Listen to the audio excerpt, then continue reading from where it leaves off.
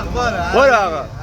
به نام خدا اهم اخبار سراسری را به سر و نظر میرسانم. دیروز یک بمب در فرانسه منفجر شد. وزیر امور خارجه فرانسه گفت در پی بمبگذاری 8 نفر کشته 58 نفر مجروح شدند. هوا رش نیمه اخبار عربی. هذا فقط امارات متحده عربی هذا عضو ارشد قود شبارت اسرا به درجه رفیع از بغداد اپرا استداری دیدی بومانی دیدی کما ها بری بومان اینا ها بری بابا اسی قزاقستانی بلدی اخبار هندی از سابقه مجدان تو مرده تو برای کشته عزت کرده یا ورزشگاه لودبورد شهر پاریس و دو تیم آلمان و فرانسه اجازه دادیم از سلام را داخل بیادگاه از این شروع از آلمان حالا باسکا فرانسه زبی موقع عجب گلی میزنه.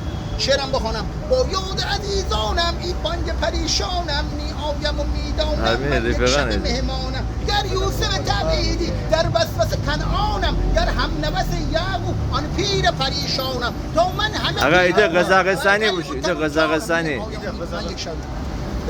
قزاقستانی قزاقستانی بلد نی نه